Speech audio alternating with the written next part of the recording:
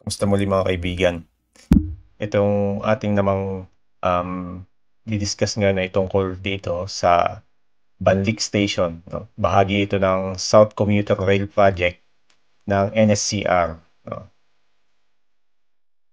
So, as the station name says, no, ito ay matatagpuan din sa Banlic area. No? So, ang station ng Banlic ay bahagi ng Contract Package S06. No, yung contract package S06 ay kasama ang Kabuyaw at ang Kalamba. So ang nanalong contractor diyan ay ang Hyundai and Dong joint venture. Then sila rin ang na-award nanalo ng parang sa pagko-construct ng contract package S04 and S05. So mula doon sa Alabang hanggang Kalamba, sila yung naatasang mag-construct ng mga viaducts, ng mga stations at mga earthworks na kailangan gawin at lahat ng mga facilities na necessary para sa operation ng line na ito. No? Sila ay na-awardan nung nagkaroon ng signing ceremony no October 2022 sa Kalamba. So, yun yung time na nagkaroon sila ng signing ceremony. Then, witnessed by President Bongbong Marcos Jr. and ng DOTR Secretary. So, itong Banlic Station, matatagpuan to dito sa area na to. Dito sa area na to. Which is malapit din dun kung saan itatayo yung depot. Yung Banlic Station dito siya sa area na naglalagay. After dito sa Old Y, o ito yung kung saan nag-split yung rail. Ito yung papunta sa dito sa line na ito. Then dito matagpuan yung mismong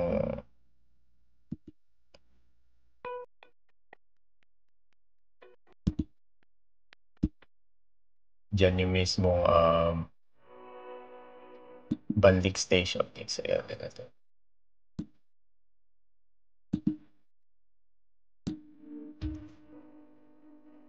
Then malapit siya dito sa Inland Container Terminal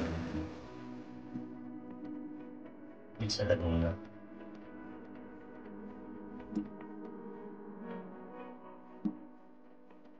Yan yung kanyang area. So tingnan natin naman natin yung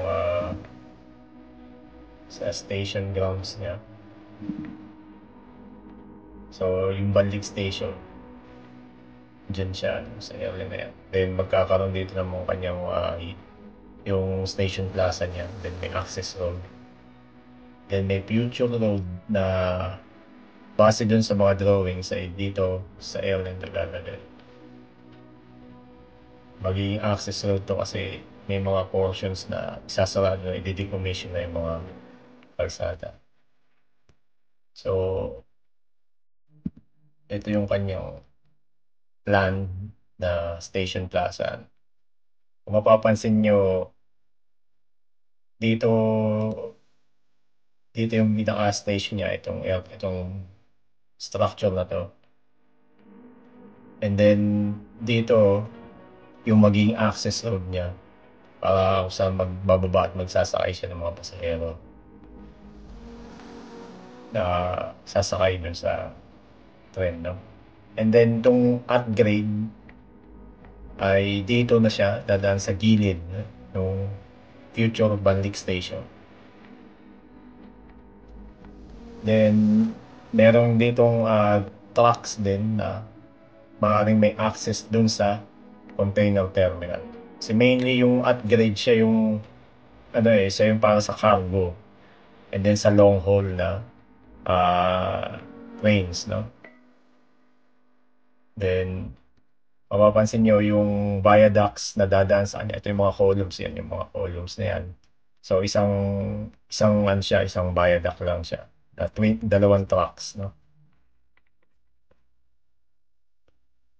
So ito yung kanyang side view. Front view, kung titingnan natin in relation dito sa mismong viaduct. Ito yung viaduct niya. So isang viaduct, column, then ito yung pinaka-platform niya saan sasakay at magbababa ng mga pasahero. Then meron siyang concourse nasaan yung mga facilities at saka yung mga sa unpaid and paid sections ng station. And then meron din siyang ground level. Although itong design na ito itong form na to, ito yung unang design nila para sa station. So ito yung unang design ng station para sa Panlik Station. Pero dito sa kanilang presentation nung nagkaroon sila ng groundbreaking, no? Ay ganito yung magiging itsura niya.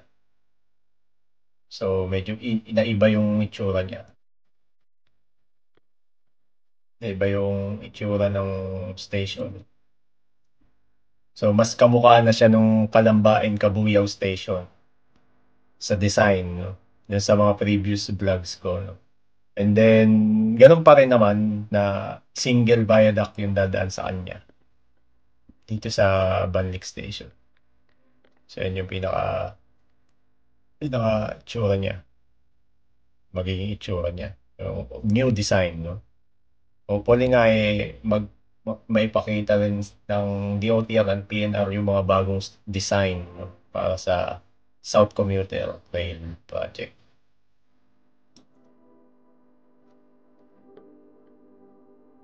And then ito yung kanyang side view.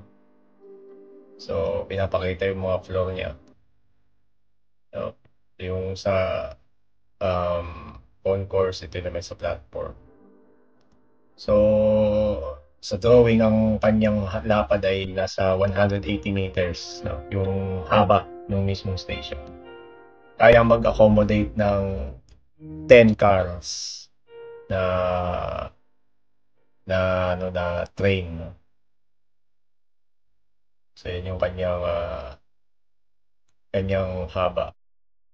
Then itong line na ito, hindi lang siya sa NSCR trains mag-accommodate, kundi pati dun sa mga subway trains na iibabaw dun sa may FTI, then papuntang Bikutan, and then papuntang Calamba. So magkakaroon shared line ang NSCR at saka subway. Yung subway trains ay designed na makadaan rin siya at magamit yung signaling system ng NSCR. So yung mga tiga Calamba, pwede silang sumakay mula Calamba ng subway trains and then iilalim siya pagdating sa FTI. So, then papunta na dun sa hanggang dun sa Ugong, Valenzuela.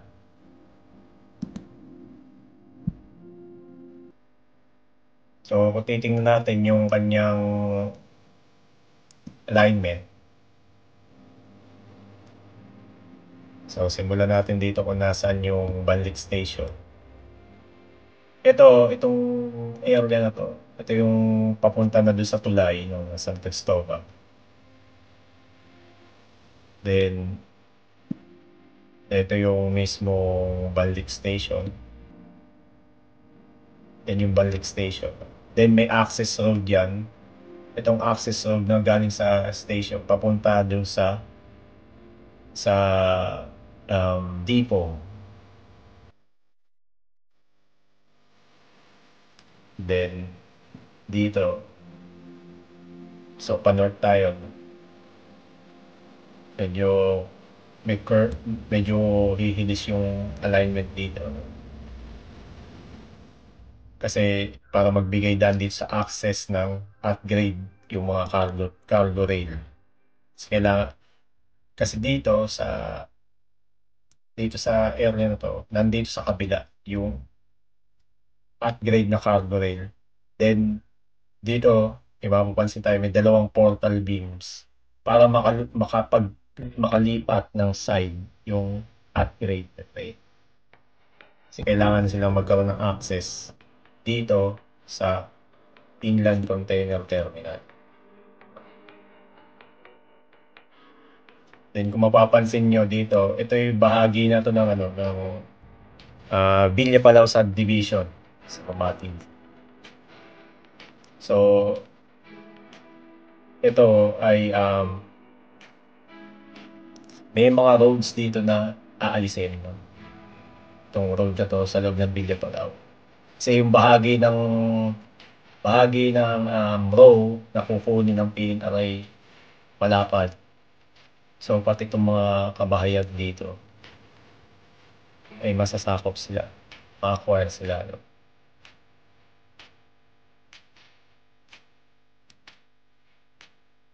Mula doon sa Banlik Mamatid Road.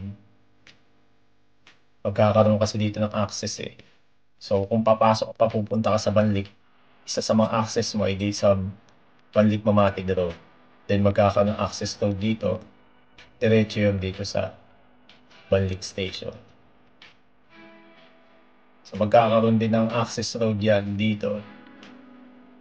Natadaan naman sa may loob ng container terminal. Gaya doon sa nakita natin kanina. Ito, may future road dito.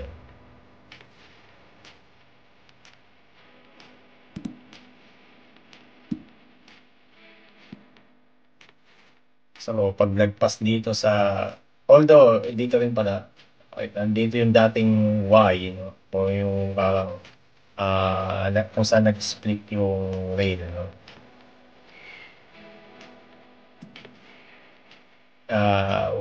Kumbaga, hindi naman dito in-indicate kung ano yung development na gagawin sa kanya. Pero, as far as I know, maaari nilang i-develop din yan. Kasi sakop pa rin ng DNR yung ibang right of way dyan. Although dito, hindi siya indicated kung ano yung gagawin nila. Sa future, maaring ganun gawin nila. So dito, sa pagkalagpas ng Banlik Mamatid Road, dito yung kung nasan yung old na PNR Mamatid Station. No? Pero, meron silang kasama sa mga drawings na although sa ngayon hindi pa nila siguro gagawin. May future station ng Mamatid. Meron siyang may provision na siya pa kung magkakaroon ng Mamatid station, yung future station. So malapit lang yung kanilang distance sa isa't isa.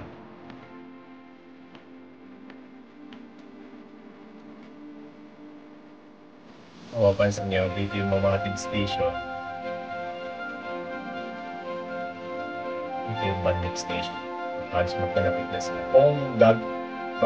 In the future na mag-a-add sila ng Mamatid station. Pero initially, ang gagawin lang nila ay yung Banlik station nila. Yun yung alignment niya. Then kung titingnan naman natin yung kanyang road, may mga road silang gagawin kasi. Access ng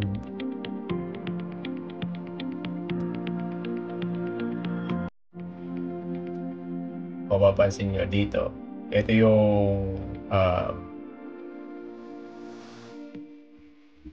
yung part ng Villa Palau yan sa may Mumati.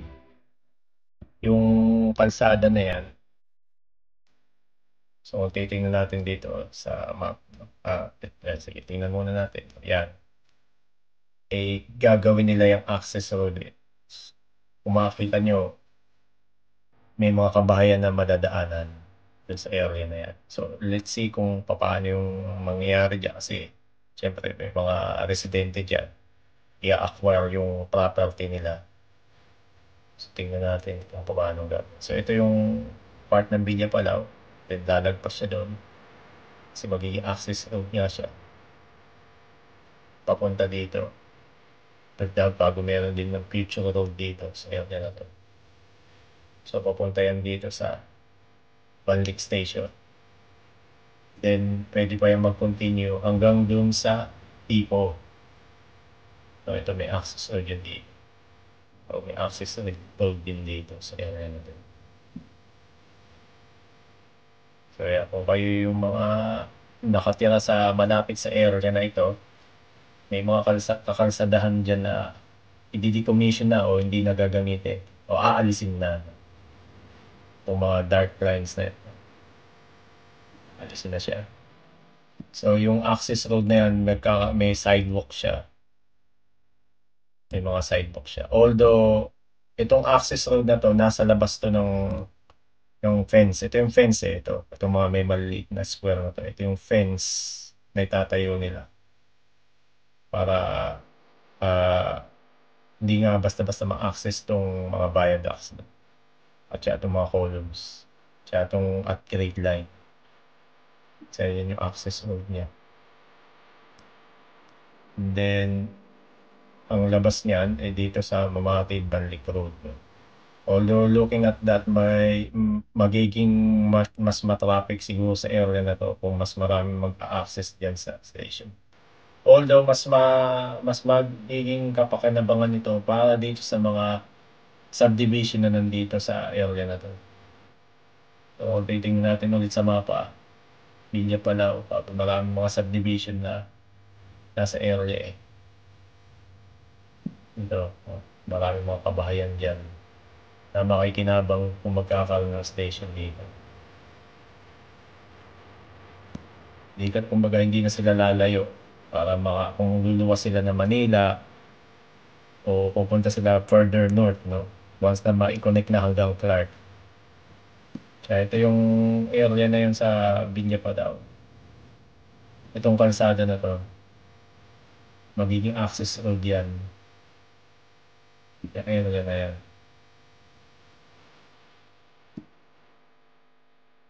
So, may mapapansin nyo, daming mga kabahayan sa gilid niya. Then lalagpas pa yun dito. So, matatamaan sila ng development ng access road papunta sa Banlic Station. Hindi ko pa alam kung sila ay naabisuhan na or nabigyan na ng notice o compensation nga para sa plano na yan. So, kung kayo nasa area na yan, comment down below kung may update ba tungkol doon sa gagawing development na yan. So, babalikan natin ulit itong design ng Banlic Station. Makikita nyo parang may viaduct dito eh. Dun sa tabi niya, sa malayo. So, ito initially kasi may plano na dyan din yung magiging station. Ito yung drawing galing sa South Long Hall. So, ito yung Banlic Station. Magiging katabi niya ay yung sa South Long Hall. Which is yung design nito ay naka-viaduct dito sa area na to. Although dahil nga sa mga pagbabago na nangyari, kagaya ng pag-atras ng China sa pagpondo sa proyekto ng South Long Hall at maaring magkaroon ng bagong contractor, ay kailangang gumawa ulit ng feasibility study. Although kasi hindi nila pwedeng gamitin yung design na ginawa ng Chinese contractor, kasi mostly that design ay may Chinese content ayon nga sa interview dati sa DOTR Secretary at sa Undersecretary na for Rails dati. Kaya mukhang may mga pagbabago pa rin mangyayari. So maaring hindi ko naman Di natin pa alam, pero maaring hindi na ganito yung disenyo ng South Long Hall pag natuloy yun. Although yung row, yung right of way na ina-acquire nila, maaaring doon na pa rin yung dadaanan, pero yung design ng mga stations ng mga facilities ng South Long Hall maaaring maiba na. Pero nonetheless, ito yung design sa kanya initially na katabi siya ng NSCR. So, pwede kang mag-transfer sana dyan, no? Sa area na yan. Pero let's see what the future holds, as they say na. So, yun, at least nagkaroon tayo ng overview tungkol dito sa Banlig Station, no? Sa mga viewers dyan o mga subscribers na nasa area. Hopefully, makapagbigay rin kayo ng update kung ano na ba yung mga activities dyan sa area na yan. And then sa ating mga kapwa infra vloggers, may mga nag-update sa area na yan, no? So shout out kay Sir Porta Studio, siya yung currently nag-update diyan sa area ng Banlik at sa Cabuyos, Santa Rosa area. Hopefully suportahan niyo rin siya sa kanyang mga vlogs, and then at least nakita natin kung ano yung mga updates diyan sa area. And sa inyo naman na hopefully ay kung meron kayong mga further information na nalalaman or na gusto niyo i-share, maybe mag-comment lang down below, no, kung ano yung inyong naobserbahan, no. At hopefully nga itong vlog na to ay nagkaroon na kayo ng additional information kung ano yung magiging design o yung alignment para dito sa Banlig Station, no, na bahagi ng package S06. So yun lamang po. Maraming salamat po sa inyo.